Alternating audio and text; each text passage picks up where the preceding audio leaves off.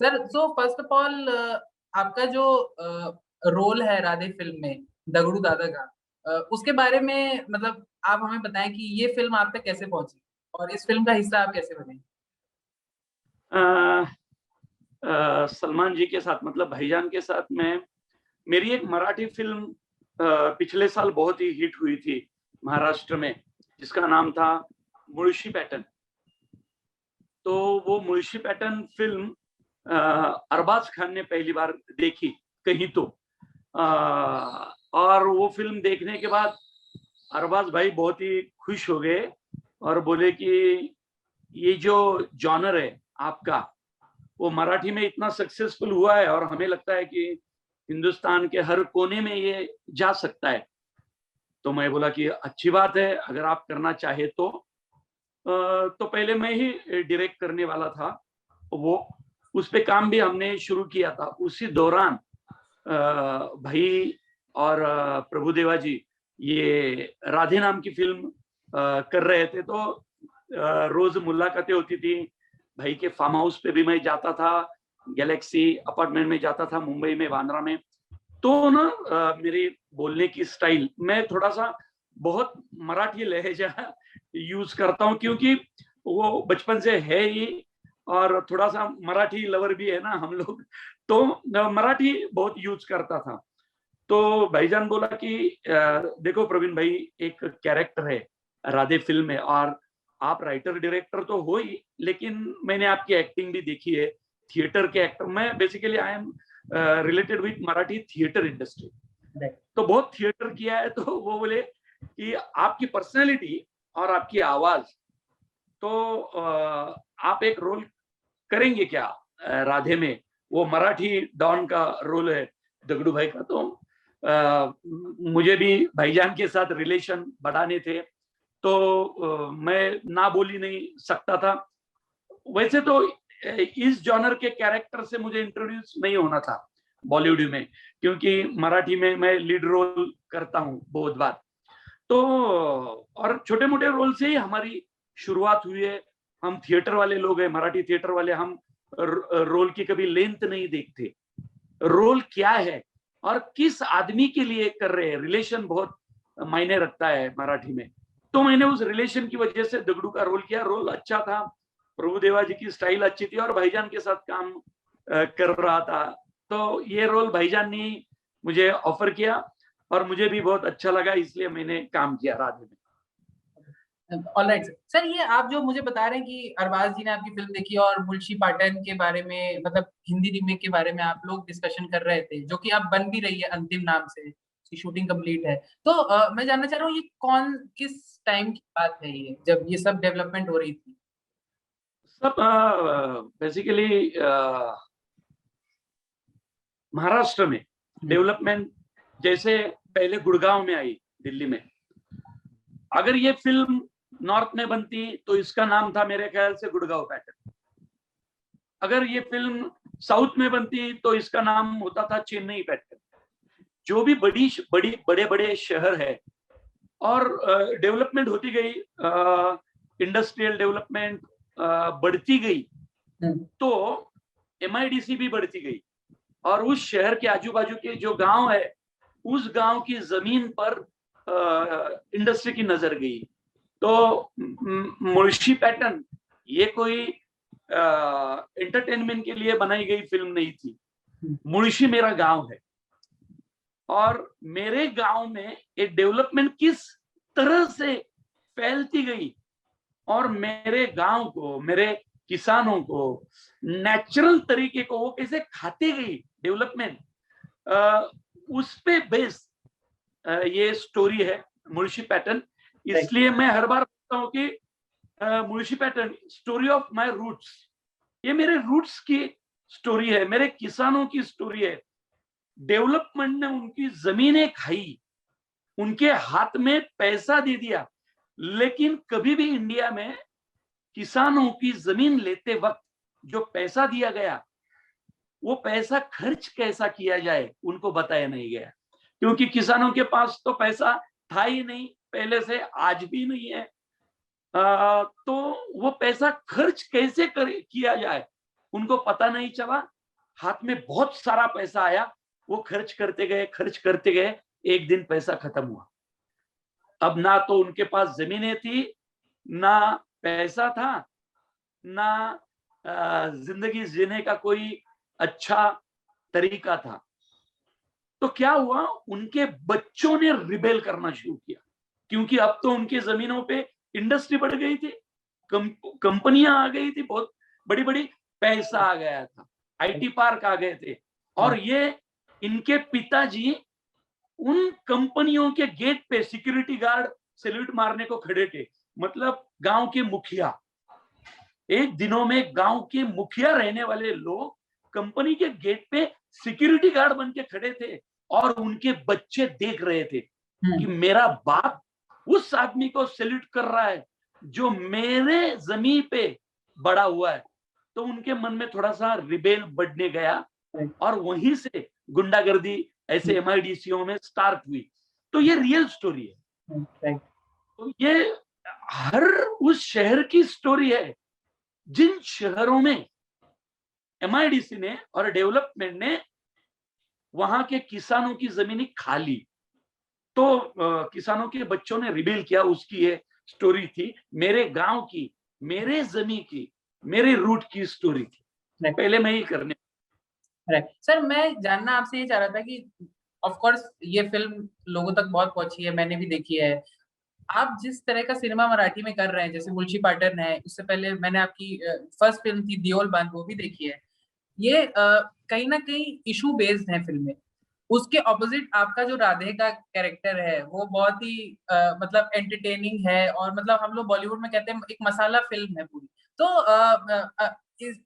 Issue based फिल्मों से और सेंसिटिव फिल्में जो आप बनाते हैं, और कैरेक्टर्स भी आपके अपने खुद के जो आप इन फिल्मों में करते हैं, वहां से ये राधे तक का सफर मतलब आपको मतलब आप अब आपका नजरिया कैसा है बॉलीवुड की ये मसाला फिल्मों के बारे में? मुझे बिल्कुल पसंद नहीं है ऐसी मसाला फिल्में। ना मैं देखना पसंद करता हूँ, ना मैं करना पसंद करता हूँ, क्योंकि फिल्म एक ऐसा माध्यम है जिसके जरिए से समाज के विकर सेक्शन को हम न्याय दिला सकते हैं, उनके तक पहुंच सकते हैं। कोई भी फिल्म देखिए आप मेरी, मैं ऐसी ही फिल्में बहुत करता हूँ। फेंड्री भी है। फेंड्री मसाला तो, हाँ, फेंड्री फिल्म आपकी वो भी एक, हाँ, फेंड्री नागराज की फिल्म थी जिसमें मैंने एक्ट किया। नागराज मंचुले मराठी का बहुत ही सक्सेसफुल डायरेक्टर है। वो भी हमारे जैसा थिएटर से आया हुआ, विकर सेक्शन से आया हुआ राइटर डायरेक्टर है। तो हम लोग क्या करते हैं कि अगर आपकी फिल्म से कोई भी ऐसा इशू सामने आता है, और वो जैसे आप मुंशी पैटर्न देख लीजिए, मतलब मैं तो हर किसी से कहूंगा कि जो हिंदी फिल्म तो बन रही है रीमेक, उससे पहले एक बार रियल जो मराठी फिल्म है मुंशी पैटर्न वो देख लीजिए। क्या क्या होता है कि हिंदी में फिल्में क्या जॉनर उनके बदल जाते हैं, उनके उनमें कमर्शियलनेस आ जाता है। तो उससे पहले ना एक बार आप रीमेक फिल्म देखने से पहले एक बार, अब तो हिंदी फिल्म रीमेक आने में टाइम है, तो आप मुंशी पैटर्न Z5 पे, Z5 डिजिटल प्लेटफॉर्म पे है मेरी फिल्म, तो आप देख लीजिए कि रियलिटी क्या होती है और रियलिटी ढंग से शूट करना क्या होता है। आप देख लीजिए, पूरे इंडिया में बहुत देखी गई है ये फिल्म, तो उसका रीमेक देखने से पहले आप ये भी फिल्म देख लीजिए। सर मैं जानना ये चाहता हूँ कि जब जैसे इनफैक्ट आपने बॉलीवुड में तो डेब्यू किया ही है राधे के साथ, अगर मैं गलत नहीं बोल रहा हूँ तो। आप शायद प्रभुदेवा सर जो कि तमिल फिल्में बनाते हैं साउथ में, उन्होंने बॉलीवुड में भी काम किया है, उनके साथ भी आपने शायद पहली बार काम किया। तो एज अ फिल्म मेकर आपका पूरा एक्सपीरियंस कैसा था, फिल्म मेकर और एक्टर, मतलब राधे टीम के साथ काम करते थे और डायरेक्टर के अंडर काम करते थे? हाँ, क्या होता है मराठी में हम फिल्में जब बनाते हैं ना, तो एक एक रुपए की ओर देखते हैं। मतलब एक तो हमारे पास बजट नहीं रहता है, जैसे मुंशी पैटर्न को मेरे पास बजट ही नहीं था, मेरे 3-3 प्रोड्यूसर है, हर किसी के पास जाके पैसे मांग रहा था। 7 साल मैं मुंशी पैटर्न को प्रोड्यूसर ढूंढ रहा था मराठी में। लेकिन मराठी में लोग love story, family drama, comedy, इस जॉनर को बहुत अहमियत देते थे। तो ऐसी कोई फिल्म आई नहीं थी उससे पहले। गैंग वॉर और रियलिटी बेस्ड किसानों की स्टोरी मराठी में ज्यादा आई नहीं थी। तो इसमें उनको एंटरटेनमेंट नहीं दिखाई दे रही थी, तो पैसा नहीं लगा रहे थे। तो मुझे एक पुनीत बालन नाम के इंडस्ट्रियलिस्ट मिले जो मेरे फ्रेंड है, उन्होंने कुछ पैसे लगाए। फिर अभिजीत भोसले नाम का मेरा दोस्त है, उसने बहुत सारे पैसे लगाए, और किरण दगड़े पाटिल ने थोड़े थोड़े पैसे लगाए। तो मैं जुटाता गया हर किसी के पास से पैसे। अनिल नाइक, कैलाश वानी, इन लोगों ने भी मुझे थोड़ी थोड़ी मदद की। एक 3-4 करोड़ की फिल्म बनाने के लिए हमें 7-7 साल वेट करना पड़ता है, कितना भी अच्छा जॉनर हो। तो जब पहली बार राधे के सेट पे गया, वहां का ग्रैंडर देखा, वहां के कैमरा टेक्नीशियंस, वो सब देख के मैं हक्का बक्का रह गया। तो एक्सपीरियंस तो ये था कि वहां की अमीरी, वहां के वैनिटी वैन तो 10-10 वैनिटी वैन खड़े रहते थे।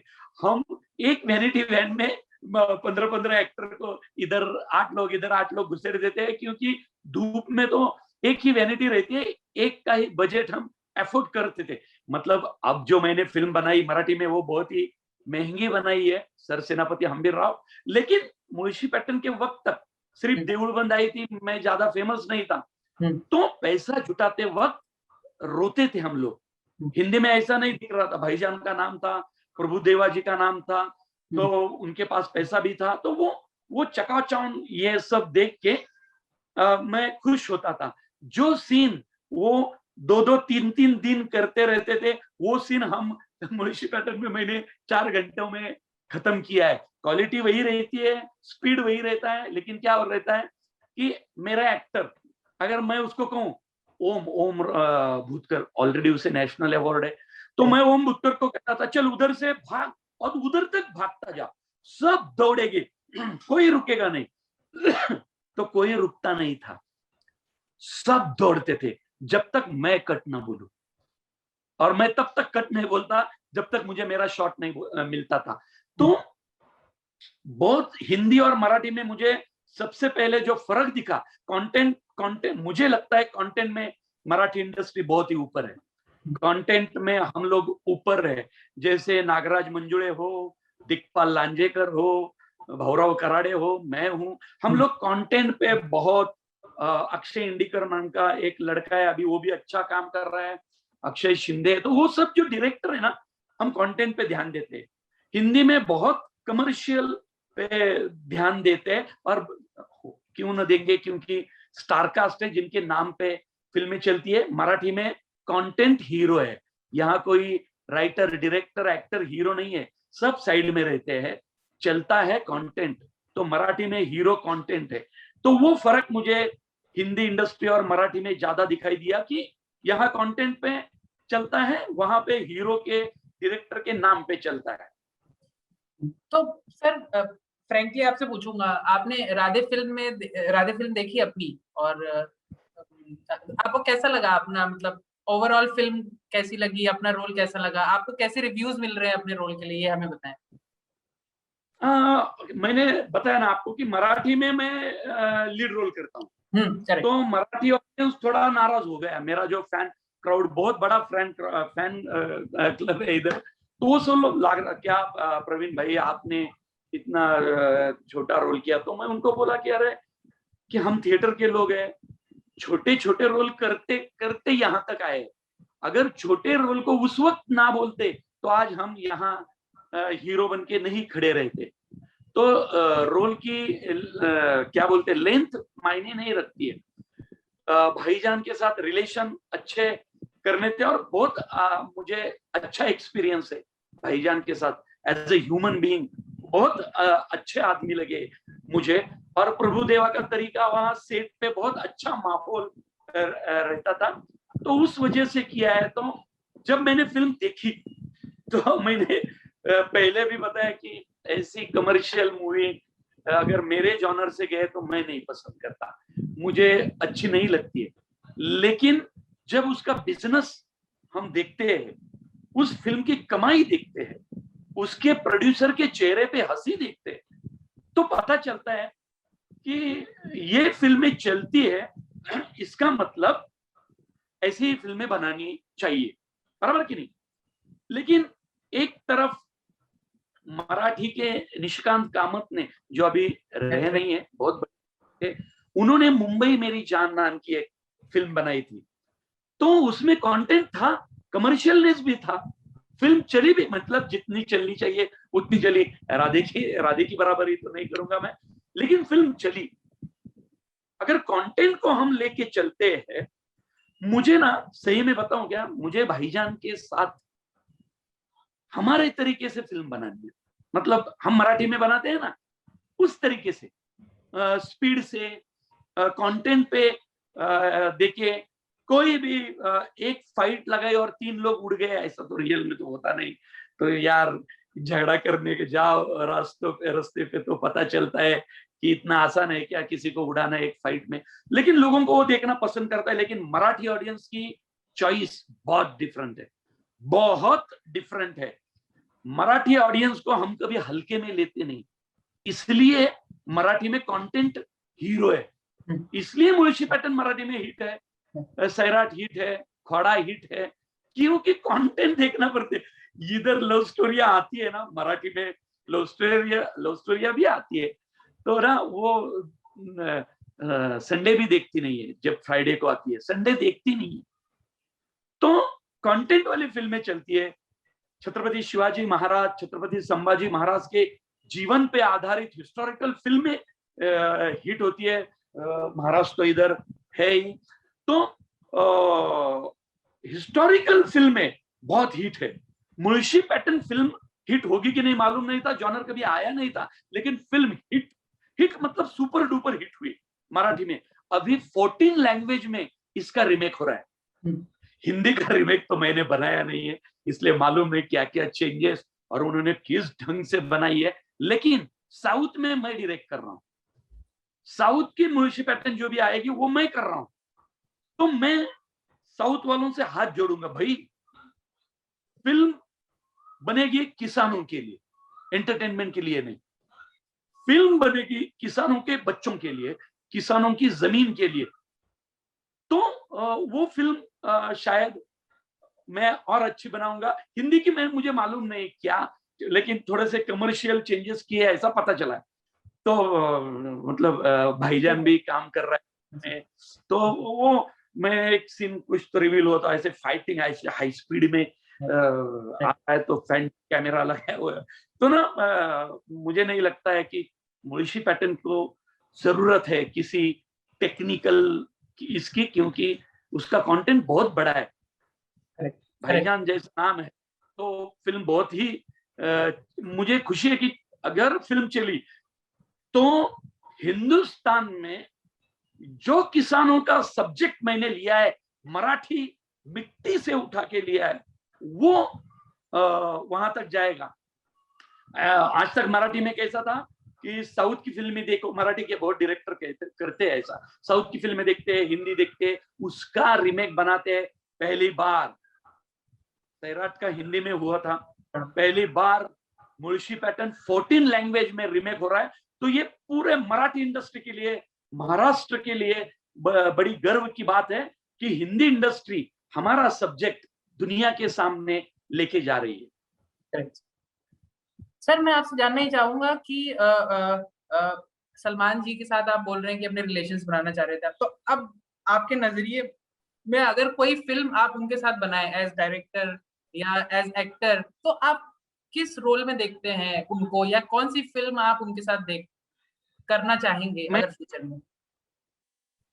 अगर मैंने भाईजान के साथ फिल्म बनाई तो भाईजान को कपड़े उतारने की जरूरत नहीं पड़ेगी सबसे पहले, क्योंकि जॉनर मेरा रहेगा। भाईजान बहुत अच्छा एक्टर है, मतलब उनकी एक फिल्म आई थी, कभी आपने देखी है क्या, शिल्पा शेट्टी के साथ उनको एड्स होता है, ऐसी एक फिल्म थी, बहुत साल पहले आई थी। जी जी जी। तो मैं इतना इम्प्रेस था भाईजान की एक्टिंग से। अगर ना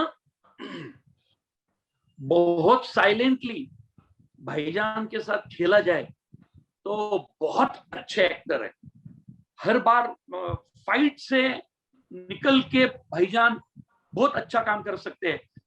अगर मैंने उनके साथ फिल्म बनाई तो बहुत डिफरेंट भाईजान आपको देखने को मिलेंगे। कुछ प्लानिंग कर रहे हैं आप लोग जो हमें बताना नहीं चाह रहे हो, या अभी डेवलपमेंट में नहीं हो? नहीं नहीं, तो एक्चुअल मैं बताता हूँ, मैंने ऑलरेडी मेरा डेब्यू मराठी से पहले हिंदी में किया है। किसी को मालूम नहीं होगा, बहुत बढ़िया स्टोरी थी लेकिन यार अच्छी बनी नहीं। मैं बनाऊंगा वही स्टोरी फिर से।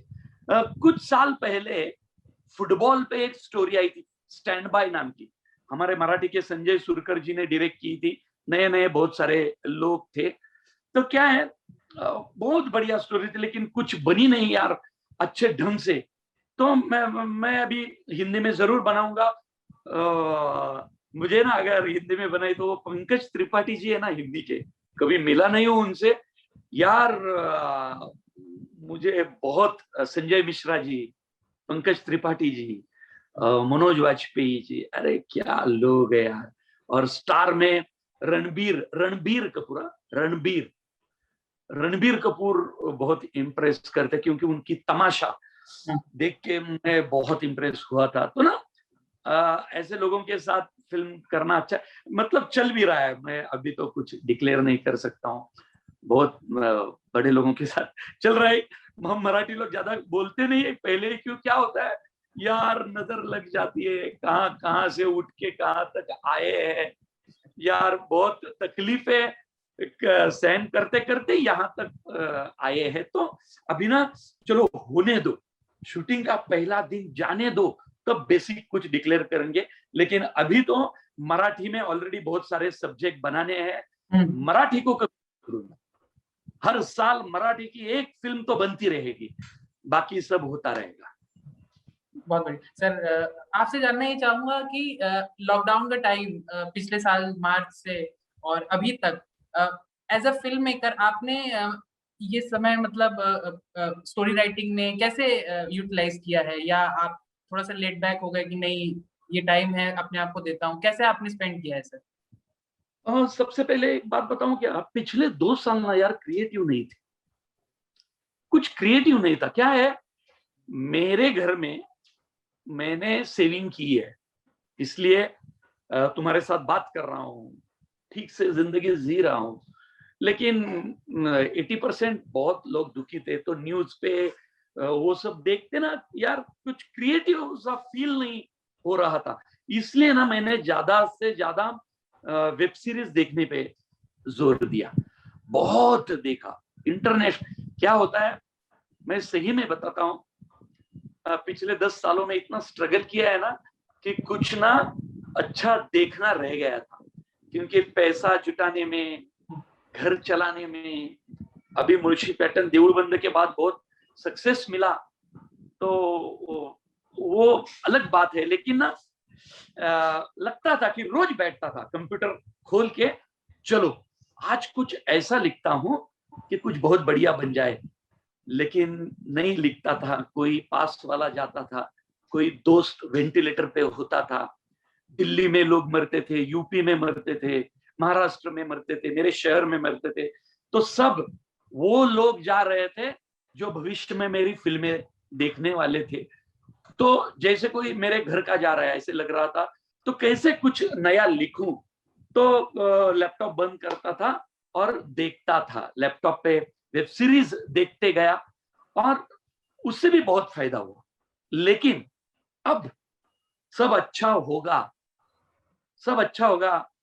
छत्रपति शिवाजी महाराज की कृपा से पूरे दुनिया के लोग सुखी हो जाएंगे, और अपने आप कुछ अच्छा लैपटॉप पे शुरू होगा जो लोग जल्दी देखेंगे। लेकिन ऑलरेडी जो मैंने फिल्म लिखी थी वो अगले महीने मैं डायरेक्ट कर रहा हूँ मराठी में। देऊळ बंद का पार्ट 2 आ रहा है मराठी में, तो बहुत बढ़िया काम चल रहा है। सर देओल बंद सीक्वल जो पार्ट 2 आप बता रहे हैं उसमें भी मोहन जी के साथ आप काम कर रहे हैं?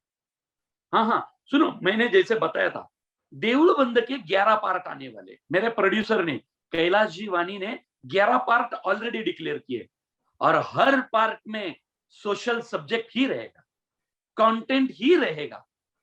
पिछले बार आपने क्या देखा, भगवान वर्सेस साइंस, राइट, बराबर कि नहीं? Versus spirituality. राइट। इस बार आप देखेंगे भगवान वर्सेस किसान। इस बार किसान की स्टोरी है। आपको भगवान खेती करते दिखाई देगा, और मैं ये देखना चाहता हूं कि जब भगवान खेती करेगा तब तो किसान इस देश में सुखी होगा कि नहीं। तो भगवान अब खेती करने वाले हैं किसानों के साथ। अब देखते हैं टमाटर को मार्केट में अच्छा रेट मिलता है कि नहीं, अब देखते हैं गन्ने को अच्छा रेट मिलता है कि नहीं।